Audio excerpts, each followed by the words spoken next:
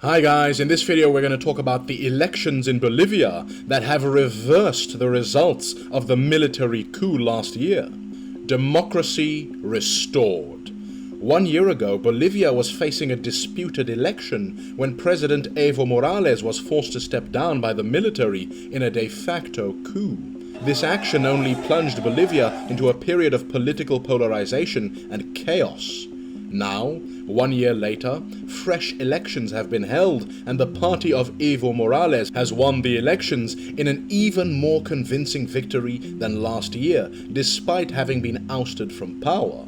How did Bolivia get to this situation? How have things developed since the coup? What is the role of the United States in all this? And where is it headed? All that in this video.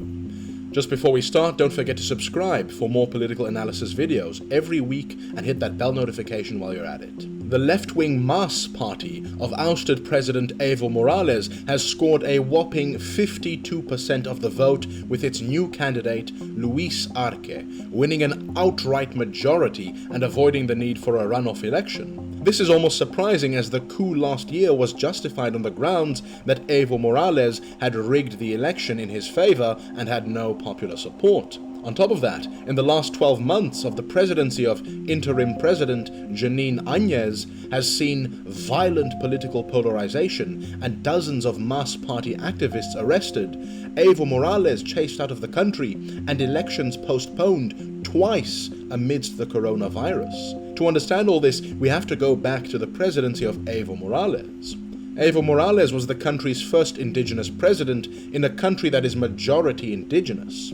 He first came to power in 2006 after winning 53% of the vote, campaigning on a left-wing platform against the privatization of the country's natural gas, opposing the US-led war on drugs, restoring the indigenous people's culture, as well as other leftist policies. Under his tenure, poverty was cut in half and GDP per capita increased massively. These policies made him massively popular with the poor, the indigenous, and the disenfranchised, but they brought him at odds with Bolivia's economic elite and the American interests in the country. Nevertheless, he was re-elected in 2009 and 2014 with 64% and 61% of the vote respectively. However, term limits stopped him from being able to run for re-election after 2014. So in 2016, Evo Morales called for a constitutional referendum to abolish term limits. Now, he narrowly lost that referendum,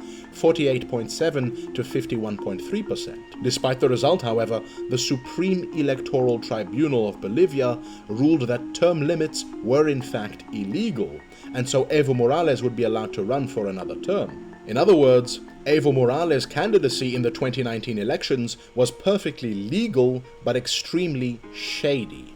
Essentially, the court had ruled that it was against Evo Morales' human rights for him not to be allowed to run for office. This is where it gets interesting for last year's elections. According to Bolivian law, to win in the first round of elections, a presidential candidate must either win 50% plus 1 or 40%, but with at least 10 percentage points ahead of the next candidate. If this does not happen, there will be a second round of runoff elections between the top two candidates.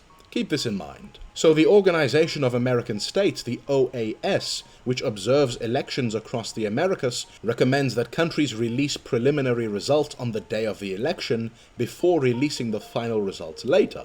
This is to prevent election rigging so that if there is a significant difference between these early results and the final results, people will know if there is any funny business going on. Now, back in 2019, Bolivia did this, releasing a quick count when 85% of votes were counted and a final count when all the results are in. Now this year, the system of releasing the quick count first and the final results later has been abolished, and you'll see why in a minute. Because this is where the problems started. As the early results came in, Carlos Mesa, the main opposition candidate, claimed that he had won enough votes to reach the second round. When 83.85% of votes were counted, the Electoral Commission announced that so far Evo Morales had received 45.7% compared to Carlos Mesa's 37.84%, a difference of 7.87%, which means that according to those early results, there would be a second round. However, these were not the final results. Not all the votes had been counted, and importantly, Evo Morales still won the most votes. But at this critical stage, the Electoral Commission stopped the quick count because they didn't want to confuse people. However, at this point, the OAS, Carlos Mesa, and the media began putting massive amounts of pressure on the Electoral Commission to continue with the quick count. But this is strange because usually in Bolivian elections, the Electoral Commission will release quick count results at 80% of votes counted, and then only release new results when the final tally is done. This is because some rural areas take longer to be counted. But this is part of the problem. Evo Morales had a lot of his support in rural areas, and you'll see why this is relevant in a sec. Folding under the pressure, the Electoral Commission released new quick count results when 95.63% of votes were counted, which showed that Evo Morales received 46.86% and Carlos Mesa 36.72%. This meant that Evo Morales' vote lead was over 10%, which means that no second round was necessary, and according to these results, Evo Morales had won the election outright. After releasing these results, the Electoral Commission was immediately accused of fraud. But keep in mind that none of these results were the final official, legally binding result, and either way, Evo Morales still won more votes than any other candidate. Yet the OAS, the Organization of American States, claimed fraud because they believed that it was mathematically impossible for the results to change in this way between the two quick count results, and that it was not at all in line with the trend. Now, was that really true? Well, take a look at this graph. This graph shows the development of the vote lead of Evo Morales' MAS party from 0% of votes counted to 100% of votes counted. Now, the OAS claimed that the change in Evo Morales' vote lead that occurred between the first and second quick count was not in line with the previous trend. But this isn't true. Anyone can see from the graph that the trend was upwards, increasing Evo Morales' vote lead both before the first quick count results were released and after. What we also see is that the vote lead and the trend for Evo Morales in the presidential elections is very similar to the vote lead and the trend of his party, MAS, in the legislative elections that were happening at the same time. This is not at all what we would have expected if the elections were rigged. There's a very simple explanation for the increase in Evo Morales' vote lead between the first and second quick count results. Geography. Evo Morales' base of support is concentrated in rural areas. Rural areas take longer to count. Therefore, we should expect that as more votes are counted and more rural area results come in, Evo Morales' vote lead should increase. And this is exactly what we see in the graph. Moreover, the percentage of votes won by Evo Morales in the second quick count, 46.86%, is very similar to the percentage of people who voted yes to abolishing term limits in the 2016 referendum, which was 48.7%. Now, it can be assumed that those people who voted yes are Evo Morales supporters, so this result is hardly unrealistic. But despite not providing any clear evidence of vote rigging, and despite Evo Morales having won the most votes whichever way you look at it, the OAS, the main opposition party, and mainstream media outlets refused to accept the results. In any case, eventually the final official results were released, which were the only legally binding results, not the quick count. And the result was 47.08% for Evo Morales and 36.51% for Carlos Mesa. This result was in line with 5 out of the 6 polls conducted before the election, hardly an indication of rigging. This, however, did not stop the ensuing chaos. People were confused and angry about the results, and violence erupted in the streets, with opposition supporters terrorizing Evo Morales supporters. Facing accusations of election rigging, Evo Morales agreed to allow the OAS to audit the election results, and even called for fresh elections to be held. Curiously, Carlos Mesa, the opposition leader, did not agree to an OAS audit of the results. What happened next is shocking. The military stepped in and called for Evo Morales to step down in a de facto coup. Following these threats from the military, Evo Morales stepped down and fled to Mexico and then to Argentina, fearing for his life. And amidst the chaos, opposition Senator Jeanine Anez declared herself interim president. Jeanine Anez, rather than trying to organize fresh elections as quickly as possible, set about purging the country of MAS party activists and officials and reversing the policies of Evo Morales. Her administration started by saying that Evo Morales officials will be hunted down and should start running. Parliamentarians from Evo Morales' mass party were prevented from entering parliament.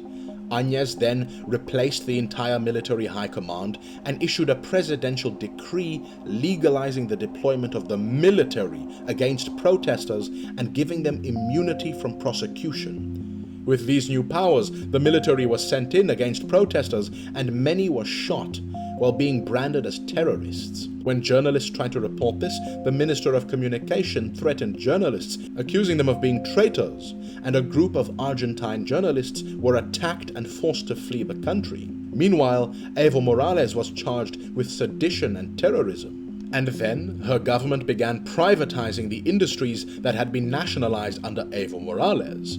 This, despite the fact that the nationalized oil and gas sector had generated $31.5 billion over a decade, the gains of which were redistributed to the Bolivian people. This revealed the real reason behind the coup, as well as the role of foreign powers. You see, the OAS, which had declared that the election was rigged, received 60% of its funding from the United States.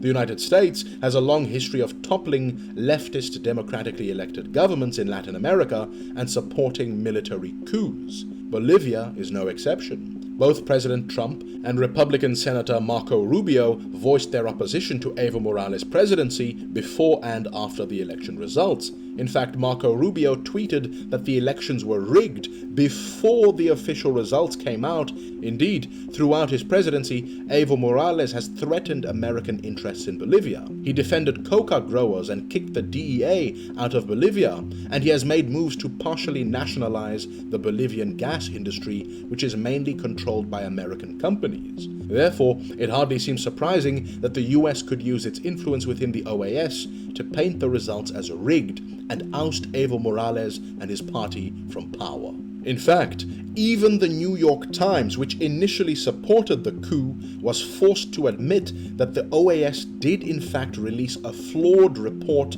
and that it was in fact a coup. This has been done before, by the way. Back in 2000, the OAS praised the election of Haiti's first democratically elected president, Jean-Bertrand Aristide. However, when he became a thorn in the side of America's interests, the OAS suddenly overturned its previous evaluation of the election. He ended up being overthrown. Now you might be wondering, if this was a coup and there were all these authoritarian measures being taken, why did Jeanine Anez still schedule elections for May 2020? Well, the aim here was not to establish an open, naked dictatorship, but rather to weaken the mass party so much that a plausible democratic victory was possible. Open elections were needed to legitimize the coup. But the unelected government of Jeanine Anez did not count on several factors. In 2020, the coronavirus hit Bolivia and the country's economy ground to a halt.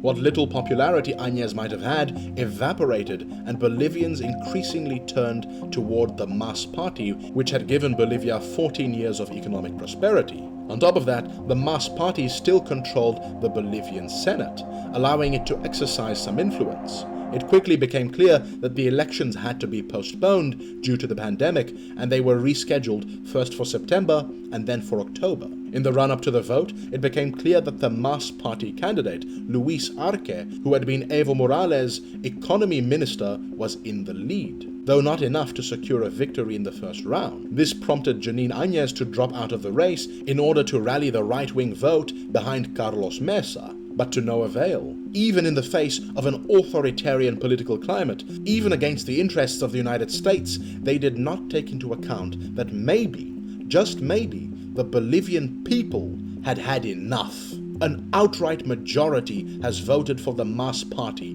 vindicating those, including myself, who already said back in October last year that this was a coup, and discrediting those like the New York Times who tried to justify it. What the chaos around the Bolivian elections teaches us is that the vested interests of the United States are still very much in play when it comes to Latin American politics, and the United States even today, is not averse to engineering the overthrow of governments it doesn't like, and the mainstream media is always there to assist. But it also teaches us that progressive movements in Latin America cannot and should not allow the man to become more important than the movement. While Evo Morales made great progressive strides in Bolivia, it was ridiculous for him to use the courts to push for a fourth term in office, being shady at best and corrupt at worst. Had Evo Morales stepped aside for another leader within his mass party, this situation could have been avoided. Luckily, that is now the case, as it looks like Bolivia will now be led by President Luis Arce. Finally, it teaches us this. Even in the face of the military and vested corporate interests, the people, united, will never be defeated.